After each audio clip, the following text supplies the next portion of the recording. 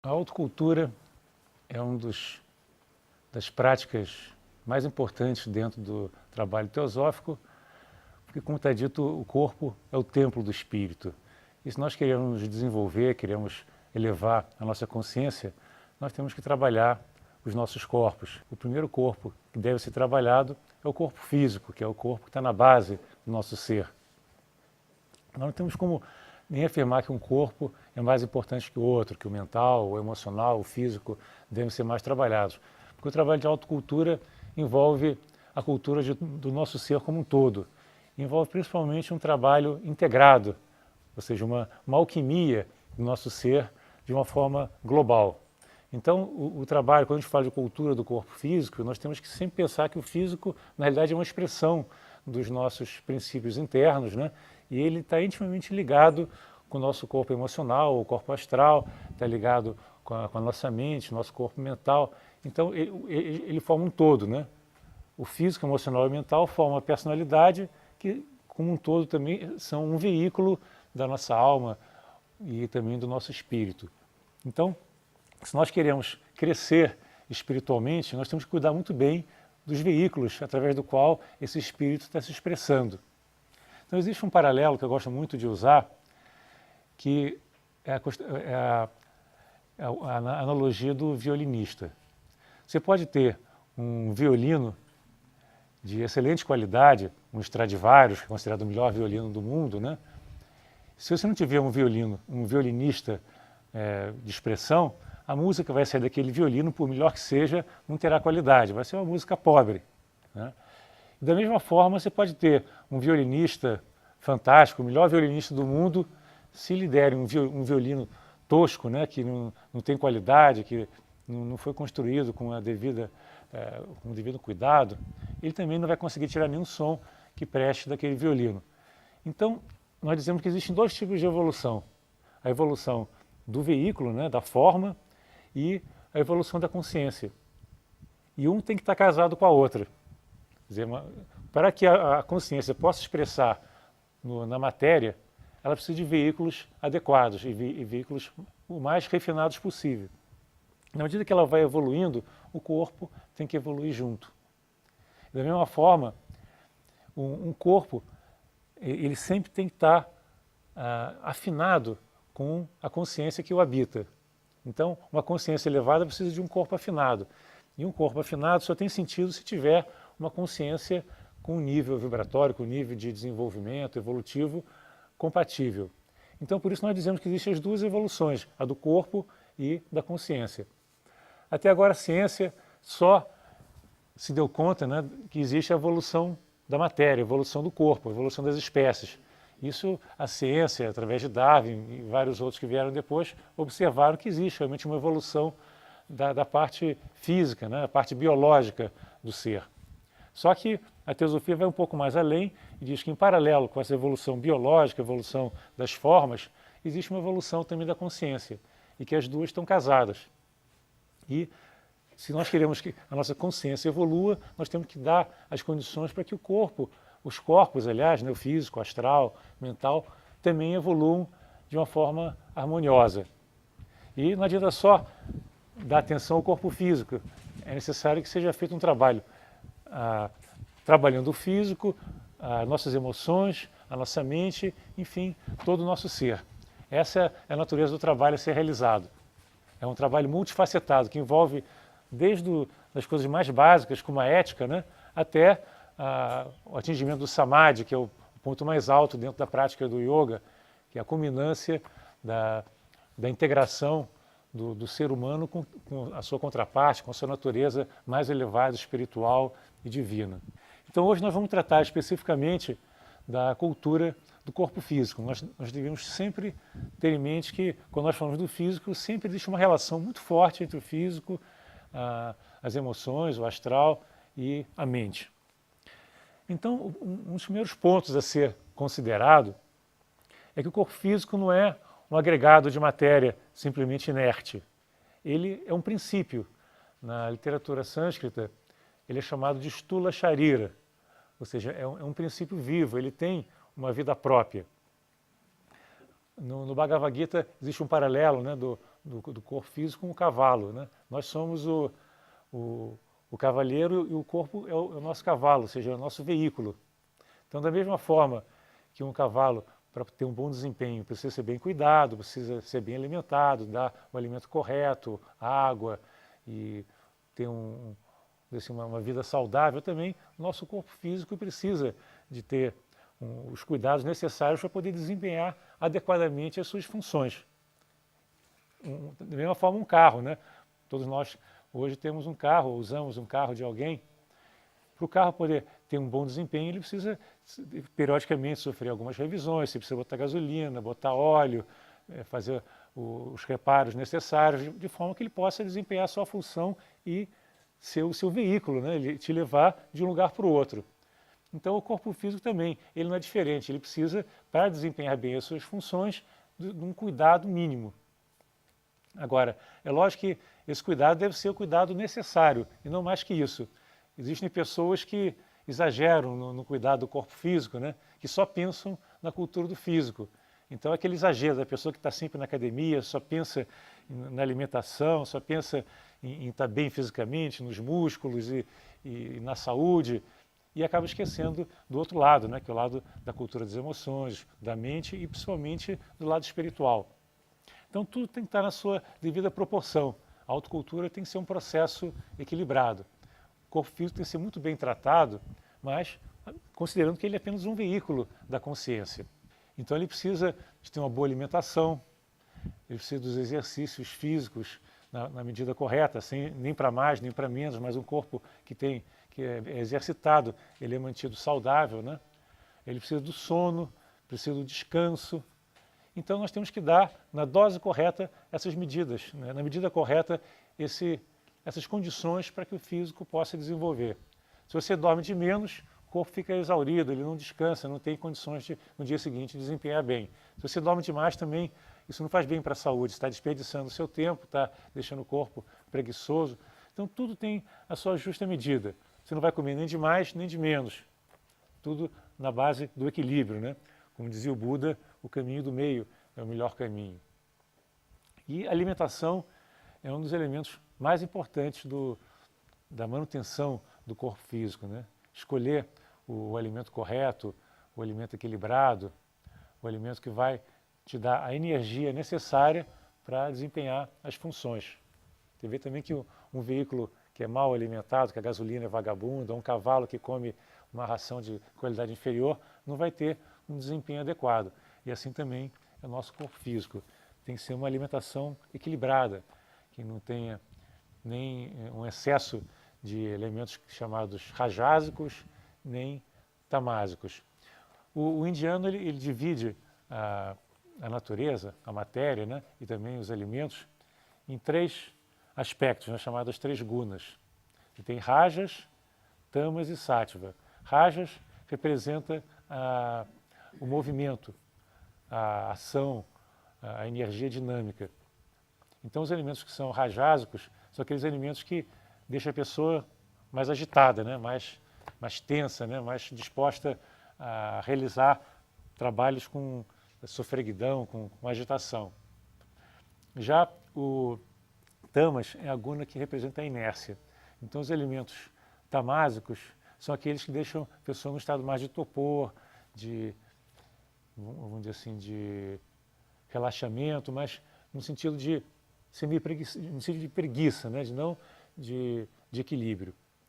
Então, de um lado você tem a energia de extremo dinamismo, que é rajas, e do outro lado a energia da inércia, né? Aquela energia que leva você ao torpor, à lassidão. E o equilíbrio está em sáttva. Sáttva que é justamente ritmo, equilíbrio. Então os alimentos sáttvicos são os mais recomendados, são aqueles que deixam o corpo equilibrado, nem no estado de excessivo desgaste por causa do excesso de movimento, nem no estado de torpor, de inércia. Então, por exemplo, a carne é um alimento rajásico, ela leva a pessoa a ficar mais agitada, mais tensa, enquanto certos alimentos são tamásicos, né? Aliás, alguns são até chamados ao mesmo tempo de tamásicos e rajásicos. Leva num momento a um excesso de agitação e no outro momento o torpor. Você vê que é muito comum uma pessoa que não tem alimentação saudável, ela fica muito tensa, corre de um lado para o outro, né? Está sempre agitado, inquieto. Aí depois chega um momento que chega a exaustão, a pessoa se joga no divã e não tem mais energia para nada. Aí liga a televisão, fica lá jogada no sofá e não tem energia para pensar, para ler, para fazer nenhum trabalho útil. E acaba recebendo tudo de segunda mão, né? Pega tudo que porcaria que vê na televisão e de todas essas fontes de mídia que estão empurrando uma série de conceitos e empurrando a moda e tipos de comportamento que nem sempre são os mais adequados, que interessam apenas a economia dominante. De maneira que o alimento rajado é aquele alimento equilibrado, são as frutas, os cereais, as raízes, enfim, os alimentos que nós costumamos consumir aqui no Instituto Teosófico. A gente busca sempre aquele alimento mais equilibrado. Mas o próprio corpo ele tem a capacidade de sentir o tipo de alimento que é mais adequado para si. Se você deixar o corpo escolher o alimento, mas com toda a consciência, não pelo desejo de satisfação de certos prazeres, mas se deixar que o corpo se equilibre naturalmente, ele vai procurar normalmente o alimento que ele mais precisa. Você vê que os animais, geralmente eles procuram o alimento que eles precisam. Não sei se vocês já observaram, o cachorro ele é carnívoro por natureza, mas quando ele está meio desequilibrado por alguma razão, ele vai para o campo e come algumas ervas. Ele vai comer o que precisa naquele momento para restabelecer o equilíbrio. E isso é uma coisa natural nele, ele não racionaliza essa busca do alimento, ele sabe que precisa daquele alimento, vai lá e come. E todos os seres assim, deixados assim, na sua condição natural tendem a comer a quantidade e o tipo de alimento que mais necessitam. Então nós devemos, inclusive, tentar escutar mais o nosso corpo, ver o que ele precisa de fato, né, para que a inteligência do corpo possa se manifestar. Agora, quando nós temos hábitos muito ruins, levamos uma vida muito desequilibrada, é difícil o corpo estar nesse equilíbrio, né, que seria necessário para ele poder eleger o que é melhor e o que é pior. Agora, nem sempre a vontade do corpo é melhor para nós. O Krishnamurti, naquele seu livrinho, Aos Pés do Mestre, coloca muito bem isso, né? Que o corpo tem suas vontades, e a vontade do corpo nem sempre é a nossa vontade. Então, por exemplo, às vezes, de manhã, você tem alguma coisa importante para fazer, você está na cama, mas o seu corpo não quer levantar, ele quer continuar na cama, né? Então dá aquela preguiça, mas você quer levantar, você sabe que você precisa levantar porque existe algo importante a ser feito, ou porque já está na hora de levantar. Então você não vai se deixar levar pela vontade do corpo naquele momento, você vai, levanta e faz o que tem de ser feito.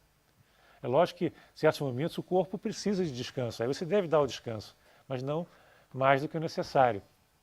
Então, enquanto o nosso corpo não atingiu ainda aquele equilíbrio que permite você deixá-lo caminhar naturalmente, você tem que ter um certo controle sobre o corpo, né?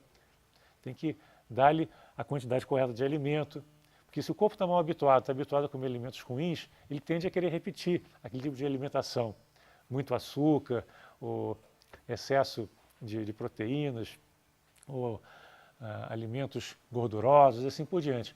Então, saber controlar e educar o corpo a se alimentar corretamente é uma coisa muito boa. O corpo deve ser educado, né? Deve ser adestrado, né? Um cavalo, para que ele possa realizar as suas funções corretamente, né, e servindo ao homem, ele tem que ser adestrado primeiro. Então o corpo também deve ser adestrado. Depois que ele estiver adestrado, ele tende a fazer as coisas corretamente, porque ele já está afinado com os nossos veículos mais internos, com a nossa consciência também.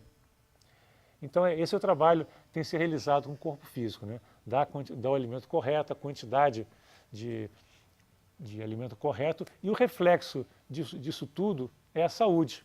Né? A saúde é reflexo justamente do equilíbrio do nosso organismo. Quando nós temos alguma doença ou algum mal-estar, isso geralmente é um alerta de que alguma coisa precisa ser feita.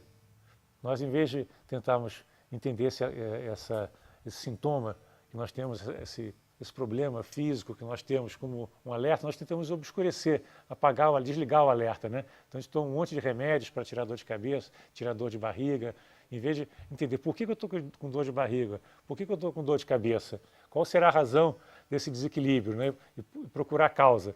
Em vez de procurar causa, nós vamos tentar eliminar o efeito. Essa é a técnica da alopatia, né? Eliminar os efeitos e não ir na raiz. Então, existe um paralelo interessante que o pessoal que trabalha com cultura e medicina oriental coloca, né? Diz que você tem imagina-se uma árvore, né? O que aparece como sintoma no organismo é só a ponta dessa árvore, né? Então, se você tem uma dor de cabeça ou qualquer desequilíbrio, uma dor no corpo, isso é um sintoma externo de alguma coisa acontecendo internamente. Então, vocês imaginam uma árvore que está crescendo, né? As pontas são os sintomas que aparecem externamente, né? É a copa da árvore. Então, o que a medicina faz? Ela, quando vê uma ponta saindo, ela corta aquela ponta. Então, você já vira um arbusto, como é que funciona? Se você começa a cortar por cima, ele vai crescendo embaixo, né? Então, se sai uma pontinha para cá, um galho para cá, você corta, a tendência é nascer um outro galho embaixo. Então, a árvore vai tomando corpo, né, por baixo e cada vez vão aparecendo mais sintomas, porque ela vai crescendo para todos os lados, né? Então, o número de pontas vai aparecendo. Aí chega um ponto que você não consegue cortar todas as pontas, porque o desequilíbrio já foi muito grande, porque ela já se tornou um problema maior. A contaminação da doença já atingiu um nível maior no nosso organismo. Então, está se manifestando de diferentes formas, em diferentes órgãos, com diferentes sintomas. Então, qual é a maneira que os orientais e o pessoal que trabalha com medicina holística apregoa? Você tem que buscar a raiz, buscar a causa do seu desequilíbrio e não apenas a manifestação externa, que só aparece na última fase, né, na parte externa, que são os problemas que surgem na pele, né, as dores de cabeça, as dores de barriga, as dores no corpo, de uma forma geral. Então, quando há um desequilíbrio, vamos tentar ir mais fundo e descobrir que hábitos nós estamos tendo, que tipo de alimentação nós estamos tendo que estão induzindo a esse estado de desequilíbrio. Então, a saúde é função de um trabalho que envolve todo o nosso ser, os nossos hábitos, não só o que nós comemos, mas o que nós fazemos, né? O tipo de postura que nós temos diante da vida. E hoje já está mais do que provado que a maioria das doenças tem origem psicossomática, ou seja, a emoção, a psique, tem uma importância fundamental na nossa saúde. Grande parte dos desequilíbrios que nós temos, que se manifestam no nosso corpo, são derivados de problemas psicológicos, né? De desequilíbrios que têm origem nos nossos hábitos, que são hábitos ruins, nos nossos problemas psicológicos, na raiva, no estresse, especialmente, né? O estresse é uma das maiores doenças do mundo moderno. Então, se nós queremos ter equilíbrio, queremos meditar, nós temos que observar tudo isso, né? Essa inquietude que é uma constante na nossa vida, que é basicamente uma questão emocional, acaba se refletindo totalmente no nosso físico, né? Então, às vezes, você está sentado lendo, a perna está agitada, mexendo, a nossa mão tamborilando, né? Isso é uma manifestação de que nosso corpo não está tranquilo, né? Tem alguma coisa em nós que está perturbada. E quanto mais nós reprimimos essa agitação, nós não deixamos que ela se manifeste, mais ela vai procurando outros meios de se manifestar. Então, se nós queremos meditar com o corpo desequilibrado, com a mente inquieta, com as emoções empolvorosas, né? Nós estamos sendo hipócritas, porque não é possível você chegar a um equilíbrio se nós não tivermos um trabalho de autocultura que envolva desde o físico até o espiritual. Daí que é muito importante nós sermos honestos e passarmos a nos observar de uma forma plena, né? Observar o que está acontecendo conosco, o que nós estamos fazendo da nossa vida, onde é que nós queremos chegar, né? Então, tudo isso tem a ver com a saúde. Se nós levamos uma vida equilibrada, uma vida ética, temos um comportamento que está totalmente de acordo com os nossos princípios, é lógico que nós vamos ter uma vida mais calma. Só que é muito mais difícil você levar uma vida totalmente de acordo com os seus princípios. Às vezes é mais fácil, embora traga mais problemas, né, você seguir as massas, querer agradar a todos.